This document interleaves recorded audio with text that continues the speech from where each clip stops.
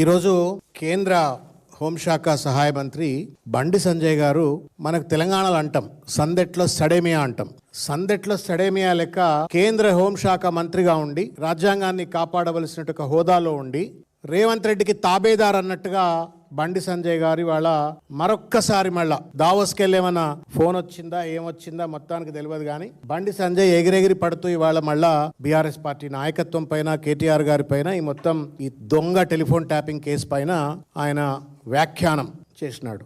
గురివింద కింద నలుపు తెలవనట్టుగా ఆయన మాట్లాడుతూ ఉన్నాడు.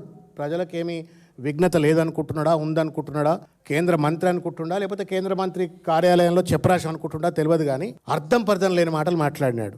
ఇవాళ రేవంత్ రెడ్డి ఒక తప్పుడు కేసును పర్స్యూ చేస్తున్నాడు అని చెప్పని చిన్న పిల్లగాడిని అడిగినా చెప్తాడు. బండి సంజయ్ మాట్లాడినటువంటి వారు మాట్లాడిన ప్రతి మాట రేవంత్ రెడ్డి దావోస్కి వెళ్ళి రాసి పంపించిండా అన్నట్టు అనిపిస్తుంది. లేదు, రేవంత్ రెడ్డికి సంబంధించిన మీడియా పెద్దలు ఎవరైనా సీఎం ఆఫీస్లో కూర్చోనో లేకపోతే రాసిస్తే అదే మాటలు, ఇవే మాటలు గాంధీ భవన్లో కూర్చొని మాట్లాడుతున్నారు. ఇదే మాటలు రేవంత్ రెడ్డి చెంచా ఛానళ్ళు ఏమైనా ఉంటే వాళ్ళు అవే మీడియా సంస్థలు ఏమైనా ఉంటే అవే ప్రచారం చేస్తూ ఉన్నాయి. మీరు చెప్పురు ఇద్దరు కొల్యుడైనట్టా కాదా? ఇదేం అక్రమ రాజకీయం, అక్రమ సంబంధం లేక రాజకీయ వ్యభిచారం ఇది. కాంగ్రెస్ సంకనెక్కి రేవంత్ రెడ్డి బాజా కొట్టేటువంటి ఒక నీచమైన ఔచిత్య దిగజారుడింది సంజయ్ గారు. నువ్వు చూసినావా సిరిసిల్ల కేంద్రంగా టెలిఫోన్ ట్యాపింగ్ అయింది, కలలు కంటున్నావు. ఏడబండుకొని కలలు కంటున్నారు బండి సంజయ్ గారు. మీరు లేదా రేవంత్ రెడ్డి రాసిన స్క్రిప్ట్ ఏది అవుతారా మీరు? నీ పార్టీలో పెద్ద బాసు ప్రధానమంత్రి వచ్చి రేవంత్ రెడ్డిని ఆర్ఆర్ ట్యాక్స్ అంటే తేలిగొట్టిన దొంగల లెక్క మీరు కూర్చుంటారు, రేవంత్ రెడ్డికి మద్దతుదారు లెక్క ఉంటారు.